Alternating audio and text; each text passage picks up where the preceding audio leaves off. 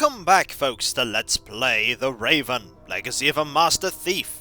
When we last left off, Constable Zelna was helping in the investigations to discover who murdered the Baroness.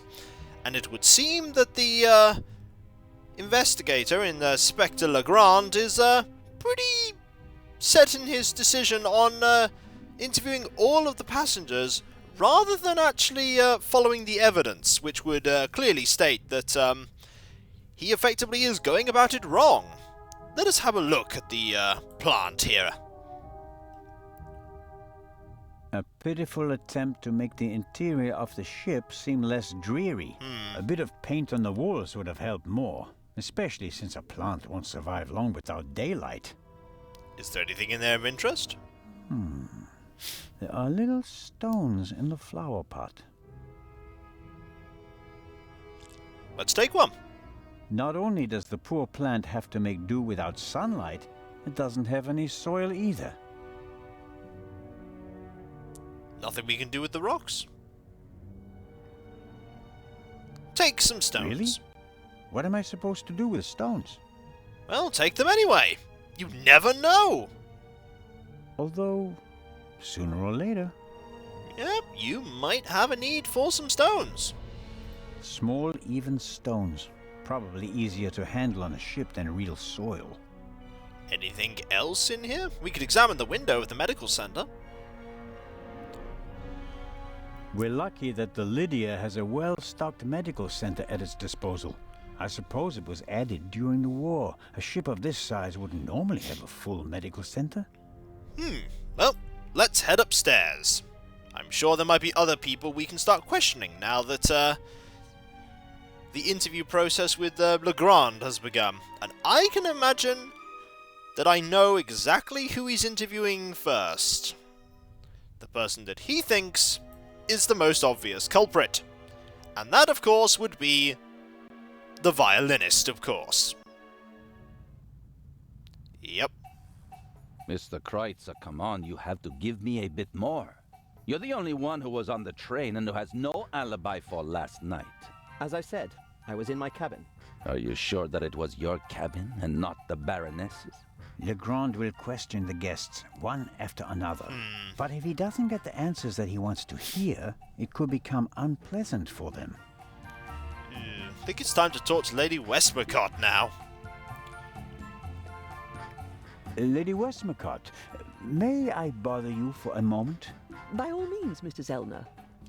How's the questioning going? How is the questioning going?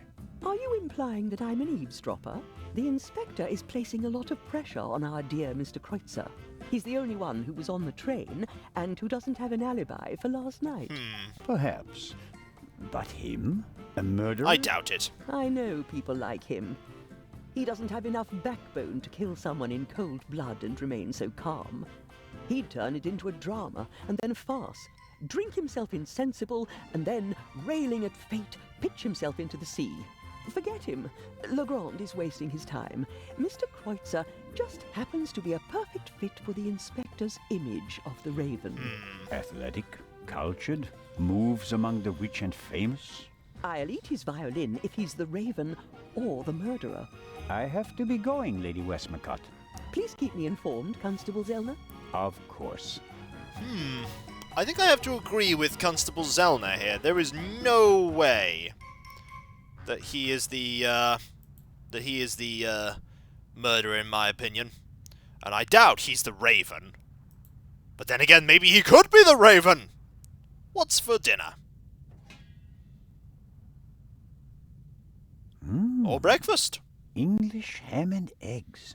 One advantage on an international trip is the international breakfast. Many of my fellow countrymen think it's outrageous to eat fried bacon, sausages, or anything heavy for breakfast. I, on the other hand, think ham and eggs are the only worthwhile contribution the English have made to international cuisine. We potentially will be using that information later. It's not fair. There's a magnificent buffet, but I don't have an appetite. Maybe a side effect of the tranquilizer. Ooh, look at the coffee. Zelda? Excellent. Oh dear, you seem to have clipped through the table temporarily there. He's very happy about that coffee.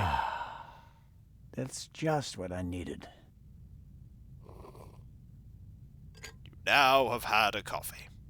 Can you drink more coffee? Coffee is not bad at all, but 1 cup is enough. Fair enough.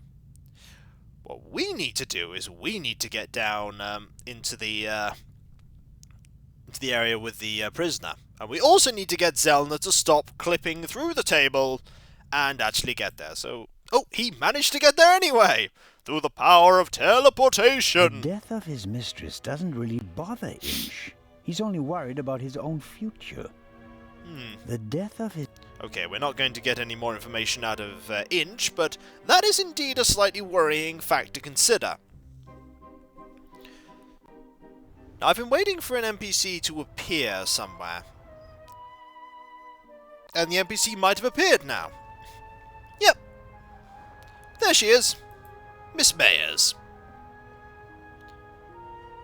Miss Mayers seems to have found an opportunity to do nothing. Let us talk to Miss Mayers. Hello, Miss Mayers. Hello, Mr. Constable Zellner. Hello. Do you think it's appropriate to go sunbathing in a situation like this? What situation? A woman was murdered last night. If refusing to sunbathe could bring the dead back to life, I'd go back to my cabin immediately. Well, let's see if we can ask her anything about the events. Did you hear or see anything suspicious last night? No, I didn't feel very well last night. I went to bed early. So, you're feeling better this morning? Thanks for asking. Now, she was talking previously about her parents back at the docks. What we talk about them now? I'm sure your parents are truly sorry that they can't be with you at this difficult time. Maybe, but I'm not a little girl anymore. And thinking about my fiancé keeps me going. You're engaged? Yes, my boyfriend and I got engaged right before the trip. I want to surprise my parents, especially my dad. I'm sure he'll be very surprised. But what will you do if your father doesn't agree to the engagement? What choice does he have when he put me on this boat full of thieves and murderers in the first place? Charming. Enjoy the sun, Miss Mayers, and don't let us disturb you. If you're trying to make me feel guilty, Constable, it's not working. And back she goes to sunbathing. And there is Captain DeConti. Let's talk to him.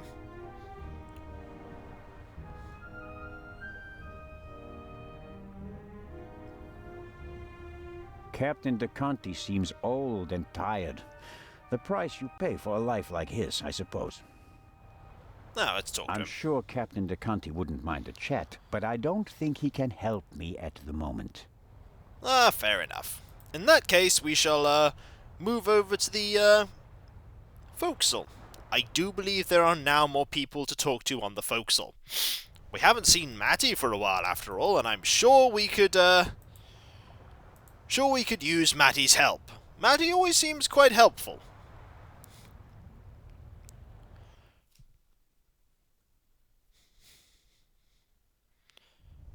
There we are. There indeed is Matty. And not only Matty, there is also Professor Lucienne and Miss Miller talking together. Let us first look at Matty. Matt is keeping himself busy with that strange game. He seems to be okay again, but I think he'd be running around all over the place if he'd really come to terms with what happened on the train. Let us talk to Miss Miller and Professor Lucienne. Interrupt their conversation. Miss Miller and the professor are talking intensely.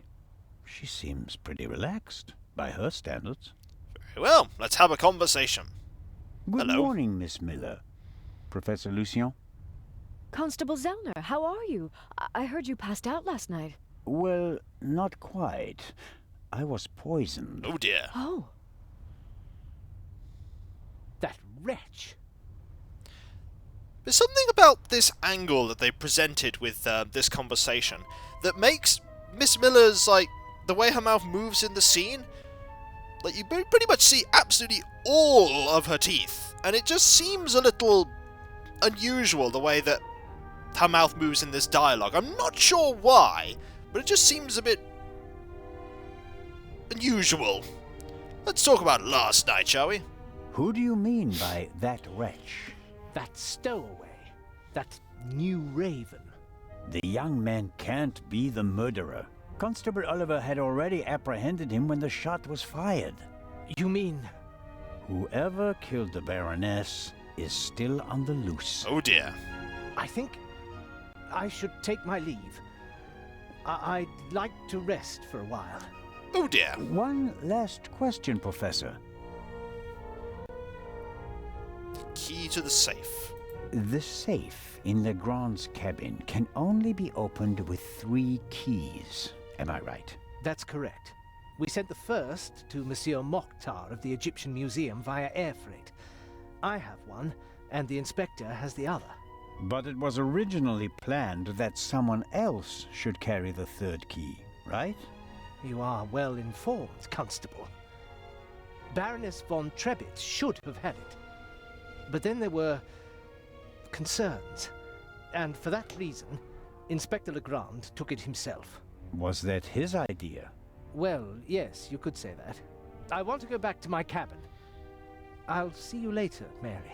Oh, of course. See you later. I think we've interrupted a conversation there. Sorry, Miss Miller. I didn't want to interrupt your conversation with Professor Lucien so abruptly. Sorry. I don't know what's wrong with him. Learning that there's still a burglar on board seemed to frighten him. He was so relaxed the whole time, and then... And then the stupid Swiss constable came by and made him anxious. Oh, I didn't mean that. No matter. I'm sure he'll calm down and come back soon enough. May I ask you a few questions? Of course. A few questions? We've got loads of questions. Let's start with Matt. How is Matt? He seems happy enough. After all the commotion, he's already back to his old self again. But I haven't told him about the murder. That would be a bit too much for him. I think he's made of sterner stuff. I want to thank you again for what you did on the train. No problem. I wouldn't have known. Everything's fine. Think nothing of it. That was an interesting camera angle there, where basically either Zellner had an extremely long arm to pat Miss Miller on the shoulder, or he moved really close all of a sudden and then really far away. I like to think it's the former, and that Constable Zellner is basically Stretch Armstrong. How was last night for you? It was awful. I was having a conversation with Edgar, Professor Lucien, here on the forecastle. Edgar? Then I wanted to look for the lady and went forward via the side deck. When I passed the Baroness's cabin, I heard a muffled scream. You heard a scream? Yes. I thought the Baroness probably had a fall. I went to the door and listened for a moment. Since I couldn't hear anything, I knocked on the door and asked whether she was all right. There was no answer. Interesting. And then? I didn't know what to do, so I tried to open the door. It was locked. I saw the Baroness's butler, Mr. Inch, on the forecastle. I thought he might have the key and went back. On the way, the bobby crossed my path, and then Edgar, who wanted to check the safe. I explained the situation to him, and then the alarm went off. There was a scream, was there? How did the scream sound? It was a short outcry, very frightened, as if someone had been startled. Was it a woman's voice? Yes, the voice was high. So it could have been a scream from the Baroness. Possibly because she discovered someone in her cabin. Possibly. That person might have threatened her with a weapon, so that she wouldn't scream for help. Oh, God. He waited until the coast was clear. Oh, please, stop it, Mr. Zellner. Yeah, I don't know where you were going with that line of thinking out loud there, Zellner.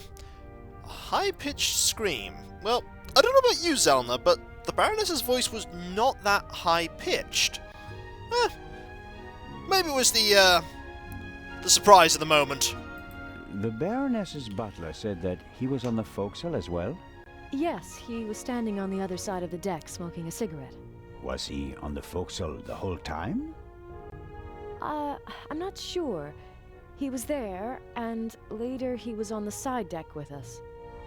Oh, yes, he looked after you while you were unconscious. He unbuttoned your collar and held your head while the doctor checked you.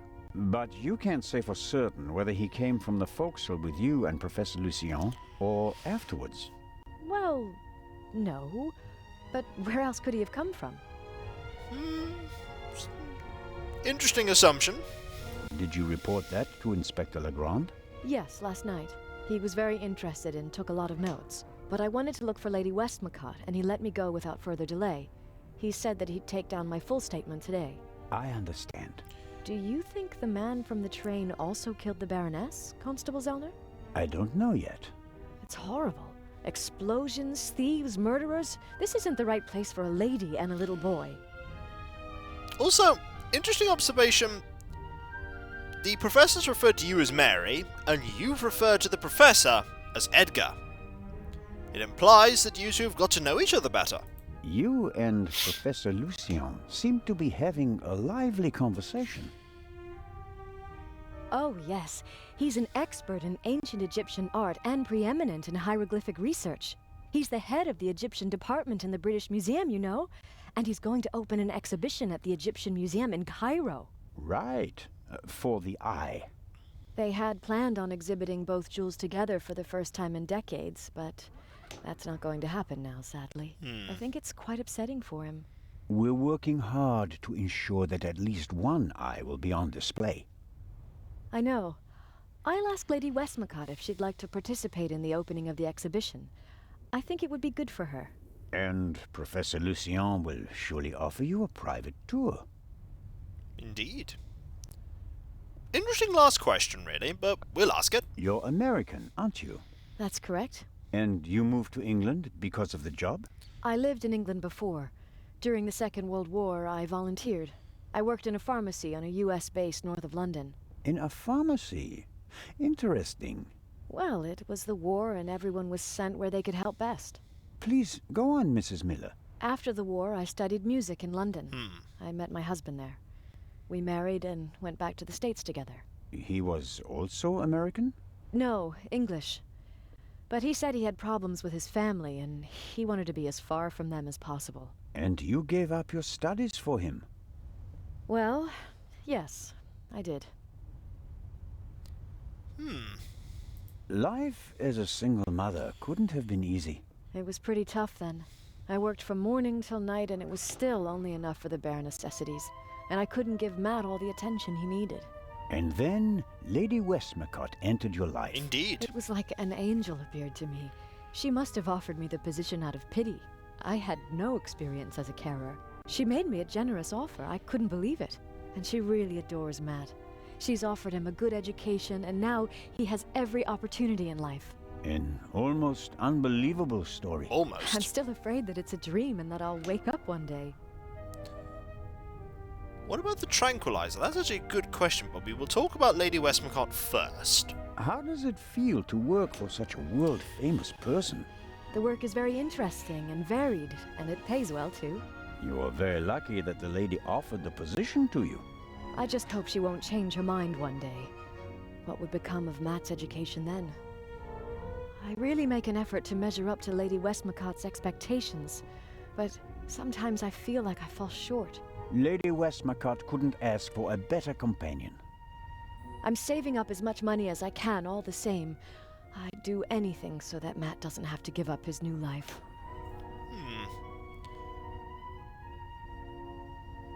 Oh, we could ask about that. Let's ask about the tranquilizer, though. If you worked in a pharmacy, you would certainly know something about medicines and poisons. Everything is a potential poison, Constable. It depends on the dose. Have you ever heard of chloral hydrate? It's a tranquilizer, isn't it? I'm asking you. Well, Lady Westmacott also asked questions like that, for her last novel. But since I've never wanted to kill anyone, I never bothered with things like strychnine and arsenic and all that. I could recommend something for a headache, a sore throat, or a rash. That's kind of you, but there's really no need. Now we shall ask this question. Lady Westmacott dropped a hint on the train that she killed her hero, Partout. What did she mean by that? Oh, she must have meant the manuscript. Manuscript? She always takes it with her. It's an unpublished Partout novel. I once asked her why she never published it. She said that according to her will, the novel's only to be published after her death. And in it, Partout will be killed? Maybe. I've never read it. No one has. You'd better ask her yourself. I'll be seeing you, Miss Miller. Constable? That was some interesting questioning and some interesting answers that we got there. Now, we need to get access into there primarily. And I know a way that we could potentially do that. So when we come back, folks, it's time to play a game of shuffleboard. I'll catch you next time. See you then. Later.